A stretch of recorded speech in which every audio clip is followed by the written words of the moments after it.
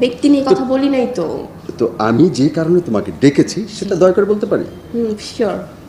এটা কিন্তু ঘর না যে যুদ্ধ শুরু হয়েছে। নিজেদের কন্যা সন্তানকে নিয়ে এবার ক্যামেরার সামনে আসলো নায়িকা বুবলি ও নায়ক মাহফুজ আহমেদ। বুবলি এতদিন তার কন্যা সন্তানের বাবাকে তা আসলে কাউকে বলেননি। সবাই ভেবেছিল প্রথম সন্তানের মতো দ্বিতীয় সন্তানের বাবাও শাকিব খানই হবে, কিন্তু দর্শকদের ধারণাকে ভুল প্রমাণ করে দিলেন এই অভিনেত্রী। ক্যামেরার সামনে নায়ক মাহফুজ বলেন, আমি জোর করে বুবলিকে এখানে এনেছি। বুবলি চেয়েছিল কন্যা সন্তান হওয়ার বিষয়টা আরো মাসখানেক লুকিয়ে রাখবে, কিন্তু আমার তো আত্মসম্মান আছে, তাই কন্যা সন্তান সহ আপনাদের সামনে হাজির হয়েছি। ক্যামেরার সামনেই মাহফুজ তাদের বিয়ে সন্তানের সব বিষয় খোলাসা করেন। তিনি বলেন, সন্তান হয়েছে সেটা আসলে লুকিয়ে রাখার কিছু নেই।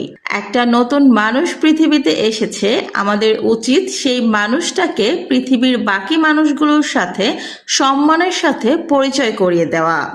আমি কখনোই সেরকম অভিনেতা না যে বাচ্চা সন্তান সংসার সবকিছু আমি লুকিয়ে রাখবো। আমার পরিবারকে ক্যামেরার সামনে আমি আনতে পছন্দ করি। তবে মাহফুজের এরকম কথা শুনে বুবলি মাহফুজের উপর রেগে যান।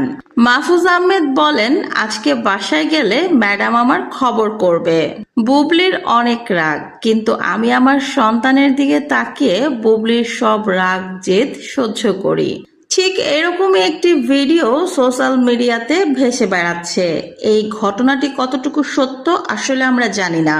তবে যদি বুবলির সন্তান মাহফুজ আহমেদের হয়ে থাকে তাহলে ভালোই হবে, কারণ শাকিব খান তো এখনো বুবলির মেয়েকে স্বীকৃতি দেয়নি। অন্তত পক্ষে বাচ্চাটা বাবার স্বীকৃতি পাবে। তাছাড়া সবাই মনে করে শাকিব খানের চেয়ে মানুষ হিসেবে মাহফুজ আহমেদ অনেকটাই ভালো মানুষ। সবাই বুবলি ও তার সন্তানকে নিয়ে নানান রকম কথা বলতে পারে, কারণ শাকিব খান বরাবরই চুপ থেকেছে। উনি যদি সবকিছু ক্লিয়ার করে দেয় এই সন্তান ওনার কি ওনার না, তাহলে সবার মুখই বন্ধ হয়ে যাবে, কেউ আর কোনো প্রকারেরই কথা বলতে পারবে না। তো ভিউয়ার্স, এই ভিডিওটা দেখে আপনাদের কি মনে হচ্ছে কমেন্ট করে জানান।